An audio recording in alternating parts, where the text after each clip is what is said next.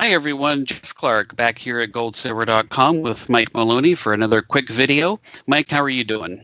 I'm doing great, Jeff. How you doing? Good. Well, in the last video, I said I wanted to look at how long it would take the S&P to recover from some of the major crashes that it's had. And the reason I wanted to do that is because you've said that the next crash could be the mother of all crashes. And if that's the case, how long should a stock investor expect their stock holdings to be down and before they get back to where they were?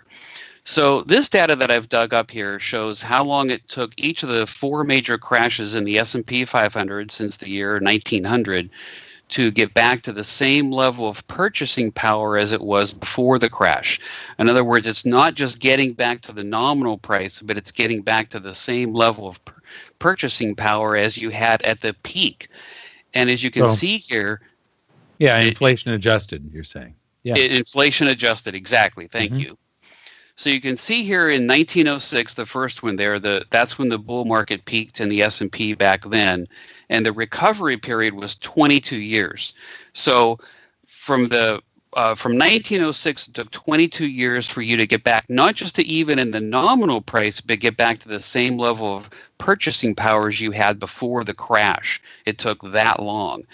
And then the next one there you see is 1929. That's the Great Depression. It took 27 years to get back to, again, not the nominal price, but the same level of purchasing power as you had back in 1929. It took 27 years to recover. Then we have the one in 1968. You can see there it took 2 full decades to get back to the same level. And then the one we had in 2000 took 15 years. Now, some people will look at that one and say, hey, wait a minute, we got back to even in 2007, then back in 2015. But again, I'm inflation adjusting this to see how long it takes to get back to your same level of purchasing power. So if we do have another huge crash like you're predicting, it could take not years, but literally decades to get back to even is a way to put it. Yeah, and Mike, I think yeah, go ahead. Something I'd like to point out is the one where it peaked in 1906. If you add the 22 years to that, that puts you at 1928 to get back to even. And then the following year, it crashed again. That's exactly right. Years. So you only had your head above water for a few months, and then it crashed. And these crashes, people don't inflation adjust things in their heads, and they look at markets and they think that something is just doing really, really well. And I'd like to steer this toward another chart for a second. And that chart is the S&P 500 against gold for this entire century. And this is not inflation adjusted. So you'll see that the red line here at the bottom, the stock market crashed and went down and bottomed and then recovered, and it poked its head back up above break even in 2007.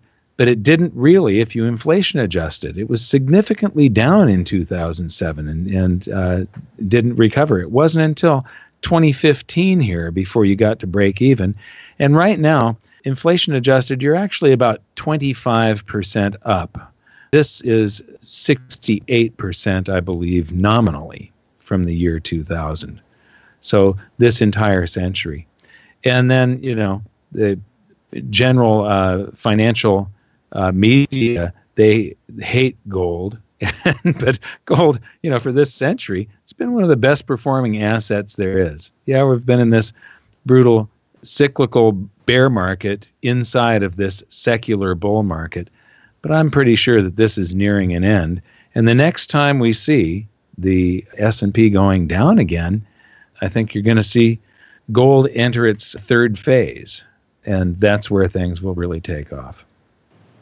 And that implies that stocks, common stocks, like in the S&P and Dow, may take years, if not decades, to fully recover to get you back to break even in terms of purchasing power. And that's why it's important to inflation adjust, because you're going to use these proceeds to actually buy things, whether it be groceries or a vacation home. So it's important to look at it that way, and that's another reason Groceries why. are a vacation home, but for a lot of people, it's their retirement. This is, one of the things in life that is a challenge is figuring out how to be able to die comfortably.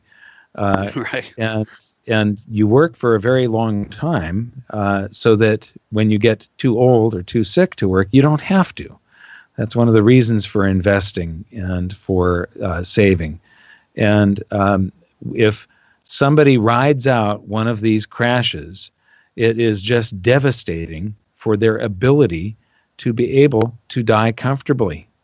Very difficult to do so, and that's one reason why I think all of us are buying gold and silver. I just bought a little more silver last week, in fact, so I'm very happy that I continue to accumulate. So, Mike, thanks for your time, and thanks everyone again for joining us. Keep up with us at goldsilver.com. Don't forget we have a price match guarantee, fast shipping, and a special insiders program.